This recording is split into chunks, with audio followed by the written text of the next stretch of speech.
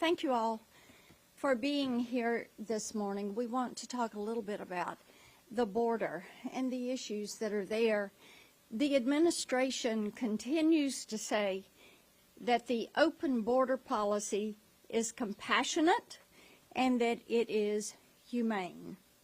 And Senator Hyde-Smith, Senator Britt, and I were recently there at the border. We spent 2 days in January in the Rio Sector, and we were working with local, state, and federal law enforcement. And while we were there on the banks of the Rio Grande, we watched about 24 migrants try to cross. In this group, you had children, you had adults, a mom, and you had a grandmother. You had a pregnant woman. And they were coming across the freezing water. They come up on the banks. We talk to them. We ask them, "Why are you here?" And they say, "Biden told us to come." So they feel like it is an open border. There are large group crossings that are commonplace. You all are seeing this on video footage that is running live.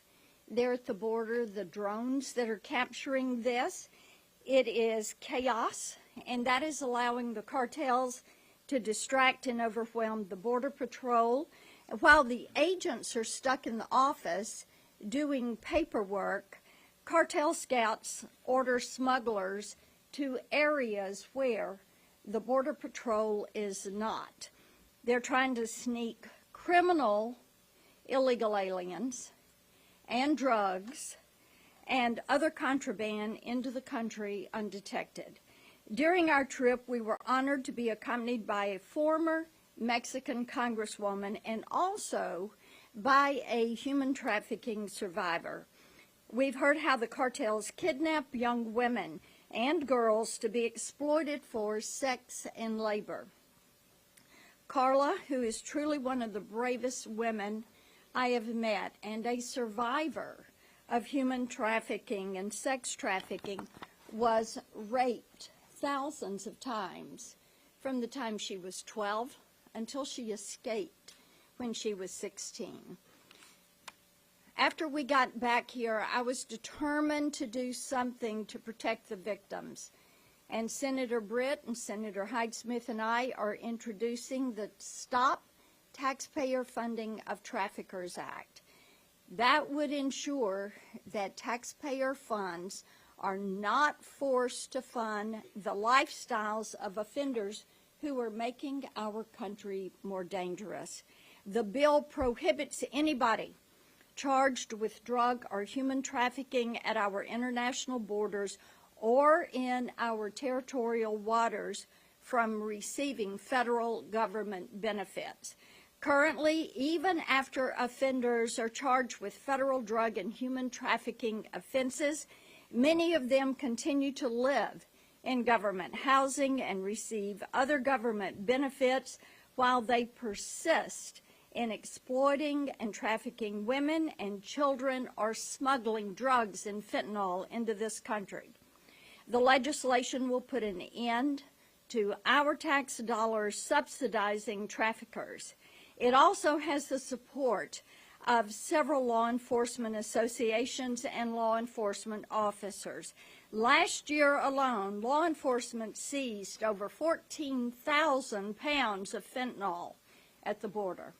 That's enough to kill over 3.3 billion people. President Biden's open border policies have emboldened the cartels and caused human trafficking to grow from a $500 million a year industry in 2018 to a $13 billion a year industry. Criminal cartels are earning as much as $14 million each and every day. It is time for us to put a stop to this. And I turn it to Senator Hyde-Smith.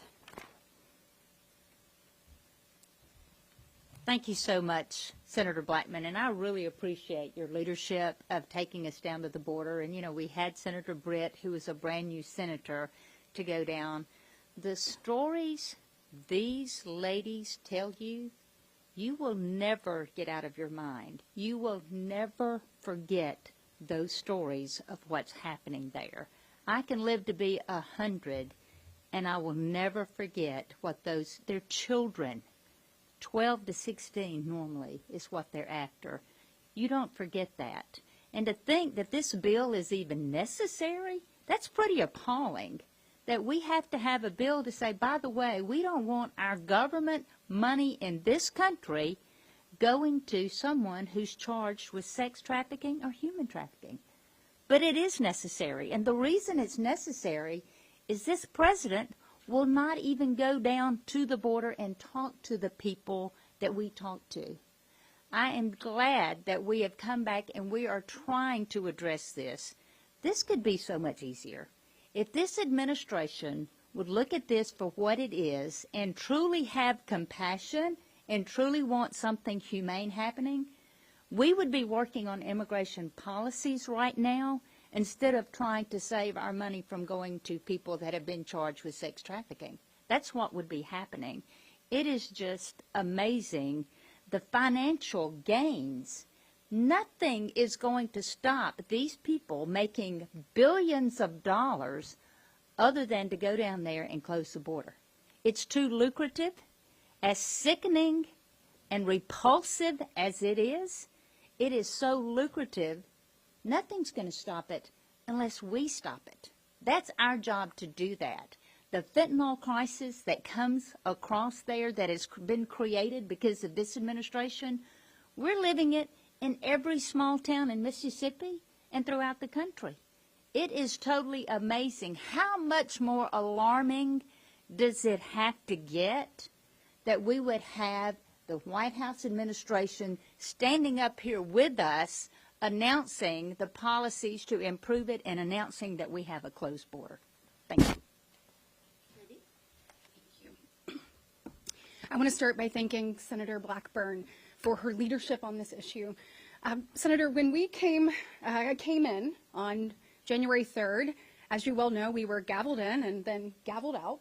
I knew the people of Alabama did not send me up here to come straight home. They sent me up here to get to work. And you allowed me the opportunity to do that. Thank you for putting together this Codell. The two of you listening to the questions you asked and what we learned, it was invaluable. Because there is one thing for people to tell you about something. It's completely different when you see it firsthand. Listening to our courageous Border Patrol agents tell us about the struggles they have each and every day.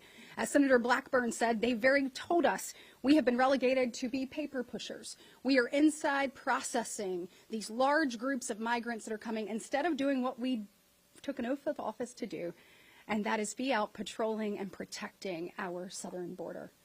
Folks, when you look at the facts, they don't lie.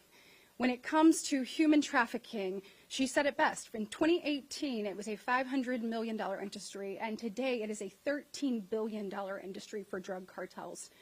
Why in the world we would allow drug cartels to become rich off of our most vulnerable is beyond me. It's disgusting, and it must stop. When we heard the stories of these brave women who have stood up, men, women, and children, and gotten out of it, as a mama myself, I cannot imagine the pain that those families have felt, that those young women have felt, and I know that we must do more. When it comes to fentanyl trafficking, folks, under the failed policies of the Biden administration, every single state across this nation has become a border state, and Alabama is no exception to that. The first 2 months of our school year, on our campuses in high school, we used Narcan 15 times for fentanyl overdoses in the state of Alabama. Folks, that's unacceptable. If we were having something that you could visualize a little bit more, you know, it's over 300 people a day that are dying of fentanyl overdoses, people would be alarmed and they would demand answers. What we are doing up here, and thanks to Senator Blackburn's leadership, we're demanding those answers now. We're demanding that the Biden administration stand with us, that sealing and securing our border should be a bipartisan effort. We believe in keeping our communities safe and our children safe, and we will not stop until we achieve that. Thank you. Thank you. Well, I want to compliment these senators for putting on the table a solution to a problem that most of us didn't know we had. So this has been enlightening to me, the fact that taxpayer dollars would be given to somebody charged for crimes that we're talking about would be a good place to start. So I want to congratulate the three senators for identifying the problem, offering a solution. And my recommendation, for what it's worth, is go down to the floor, educate your colleagues, and ask unanimous consent to have a vote on your bill. And I'm dying to see who objects. So, but it's a bigger problem. That's why I'm here. I've been to the border many times. I introduced a bill yesterday to reform our asylum system. Most of the people coming are looking for the first American they can find to turn themselves into. What they're doing is claiming asylum. There's a belief throughout the world, not just Central America and South America, that if you get to America and you claim asylum, you're here to stay. Well, Trump broke that narrative by remaining in Mexico. When the Biden administration changed that policy, the floodgates have opened. You have to ask yourself, what happened between 2020 December and now?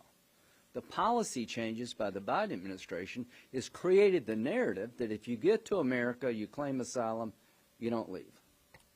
And you know why that narrative is there? Because it's true. We need to break that narrative. We need to make sure you can't apply for asylum in the United States and never be deported. 90% of the claims are denied. But people keep coming because most of them never leave. They never show up for their hearings. Now, about the drug problem. Why such an increase? It's just so easy to get it through the border. We had the lowest illegal crossings in December 2020 in the last 50 years. Now that we're flooded with illegal immigrants, it's so much easier for the cartels to lock down the Border Patrol, as these ladies described. Get 100 people here, you flow it in over there. So until we control the flow, and if you don't change your asylum laws, you can build a wall up to the sky. And it will not fix this. We need border walls and border infrastructure, but we also need policy changes. Start with their bill. Stop using taxpayer dollars to pay people who are in the bad business, right? Another thing that I'm going to work on with these senators and others is making Mexican drug cartels foreign terrorist organizations under U.S. law. Without them, the fentanyl wouldn't be coming. And you've had more Americans killed from fentanyl than any war we've been in recent memory. This, to me, is a national security issue as well as a border security issue. So I look forward to voting on their proposal, but 2023 should be the year where we stop talking and start doing. Right, time for a couple of questions. Tyler? You mentioned, very clearly that you don't think the Biden administration is taking the border seriously enough, but with what, like you mentioned, the fentanyl issue, the human trafficking, is there momentum among Democrats that you've talked to in the Senate on doing something, even if it's not as far as you guys would like to go, with regards to the border and border security? Someone would have to have their head in the sand not to realize that we have to do something. When you talk to our Border Patrol and our local law enforcement, and they say the cartels have better technology than we do, and they're surveilling us. They know where we are and where we're not. They're flooding the border with drugs. They're flooding the border with criminal, illegal aliens. They are flooding, they're trafficking humans in large numbers. They're abusing these individuals. So there has got to be attention on the border. My hope is that they will begin to publicly talk about the need to do something at the border. There has been an unwillingness on the part of most of them to talk publicly about what needs to be done. We think this is a great starting spot. If somebody is trafficking drugs and human beings and they are apprehended and they're receiving federal benefits, cut them off right then. If later they're found to be innocent, you can go back and revisit that. But if they are trafficking drugs and people, the benefits, government benefits, welfare, housing, etc., needs to stop.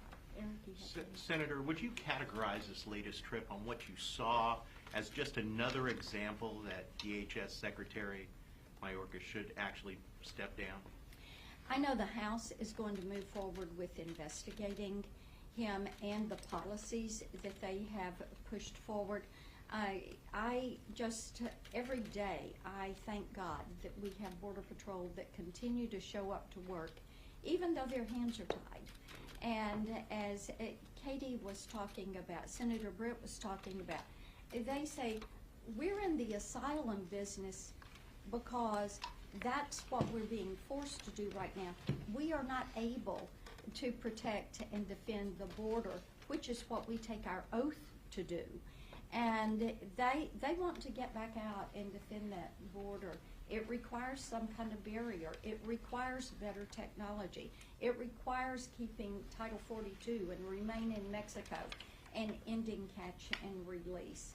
And they are ready to get back to doing their job. Can you kind of walk us through, this is a very unique problem. Can you walk us through how you discovered that it existed and why do you think this is the solution? If you go to the border and you talk to local law enforcement and to federal law enforcement at the border, they will tell you about this and will talk about this. Yes, it is a unique problem, but there should be agreement on both sides of the aisle that people who are breaking the law and who are drug trafficking and human trafficking ought not to be receiving federal government benefits. So just Yes. to clarify, sorry, I just wanted to clarify. So are they saying this exacerbates the problem at the border by I know It you mentioned enables. the lucrative Enables. business? It Okay. enables. Yeah. Great. Thank you. Thanks for doing this, Senators. At the end of last year, there was a draft circulated by Senator Sinema and Senator Tillis, who were working on a more comprehensive address to this problem, really. What are your thoughts about maybe revisiting that, working across the aisle with someone like Senator Sinema on this issue? We would love to have individuals work with us. I did not see a draft that they were working on. You hear all sorts of things, but I've not visited with either of them specifically about what they were proposing. What I do know from the Border Patrol and the numerous trips I've made to the border, they all will tell you we need a physical barrier, we need better technology, we need more agents, and we need to end catch and release. And we need remain in Mexico, we need Title 42. And those are the things they repeatedly bring up. Senator Cindy Hyde-Smith kind of talked a little bit about this. If you were not dealing with this issue, you would be working on immigration reform, true immigration reform. You know, a lot of the critics on the Democratic side say Republicans are not interested in immigration reform, but I just want to get your reaction to that. We absolutely need it. You know, it hadn't been looked at in many, many years. And I just feel that there's so many circumstances that the people that needed to come do business here, relocate here, or do whatever their intentions are could be done much more easily if we had the policy that was simple, that they could be very clear on their intent, come get it done, return, file for citizenship. But let's make it simple and let's take a look at it. But I, for one, I am definitely interested in immigration policy reform.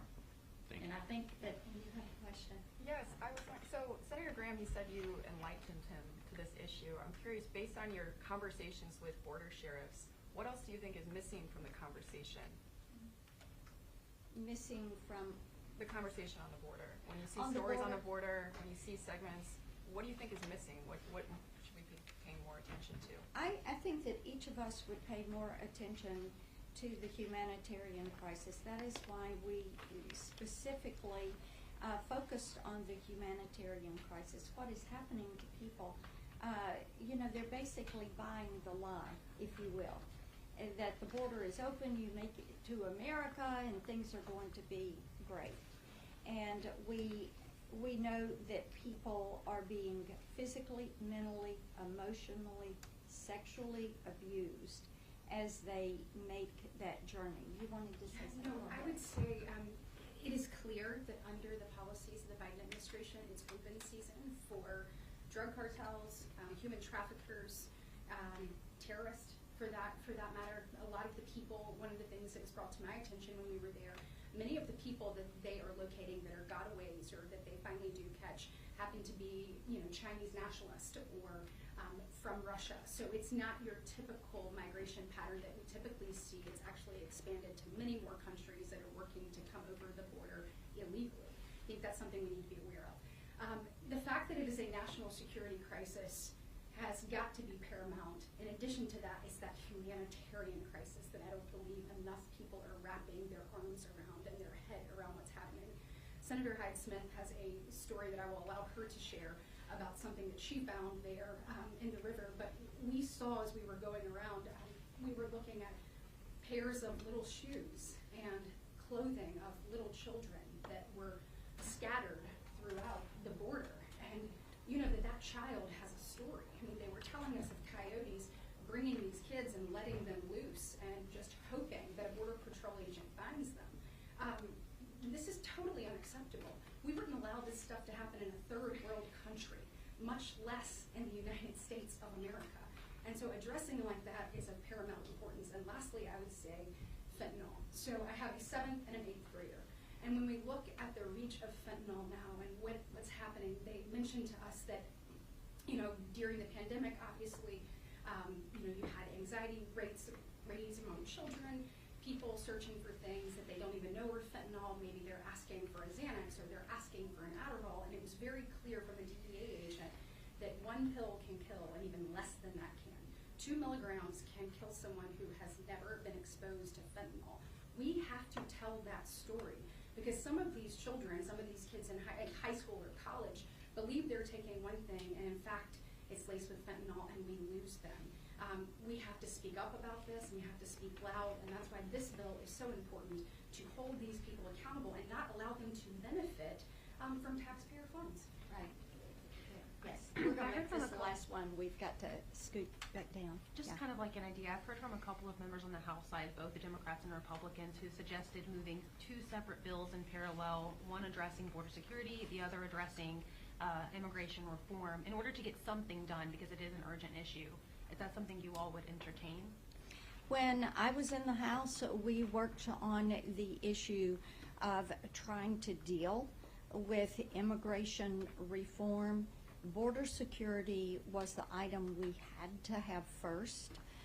There was not bipartisan, bicameral agreement that that is how it should be approached. But getting the border secured, settling that situation down. Right now, people from 176 different countries, according to Border Patrol, is what we have coming across the border. You look at the Chinese nationals that are coming across the border, a 700% increase, and you know this is not something that is adding to the security of our nation. It is something that is a threat, and we need to stop it. Thank you all for being here. Thank you, Senator. Thank you, Senators.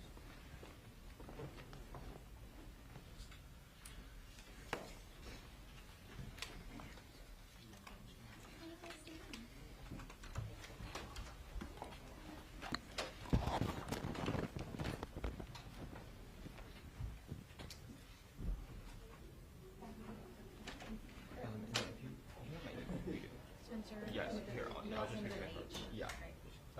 And then if you have any other